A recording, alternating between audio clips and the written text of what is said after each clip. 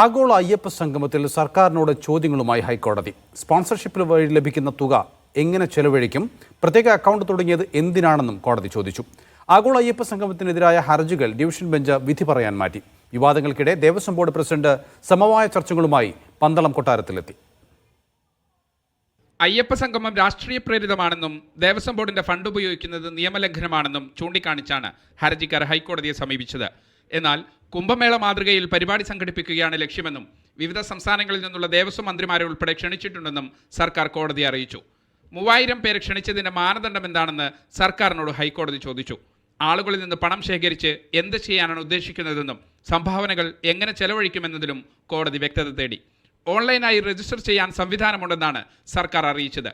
ദേവസ്വം ബോർഡോ സർക്കാരോ ഇതിലേക്ക് പണം ചെലവഴിക്കില്ലെന്നും സർക്കാർ കോടതിയിൽ വ്യക്തമാക്കി. വിവിധ ഹർജികളിൽ വാദം പൂർത്തിയായതോടെ ഹൈക്കോടതി ദേവസ്വം ബെഞ്ച് വിഷയത്തിൽ വിധി പറയാൻ മാറ്റി. വിവാദങ്ങൾക്കിടെ സമവായ ശ്രമവുമായി തിരുവിതാംകൂർ ദേവസ്വം ബോർഡ് പന്തളം കൊട്ടാരത്തിലെത്തി പ്രതിനിധികളുമായി കൂടിക്കാഴ്ച നടത്തി. പന്തളം കൊട്ടാര പ്രതിനിധികളും ദേവസ്വം ബോർഡും നല്ല ബന്ധത്തിലാണ് പോകുന്നത്. ഇന്നലകളിലും നല്ല ബന്ധത്തിലായിരുന്നു, നാളെയും നല്ല ബന്ധത്തിൽ പോകാനാണ് ഞങ്ങൾ ആഗ്രഹിക്കുന്നത്. അതുകൊണ്ട് തന്നെ ആഗോള അയ്യപ്പ സംഗമവുമായി ബന്ധപ്പെട്ട്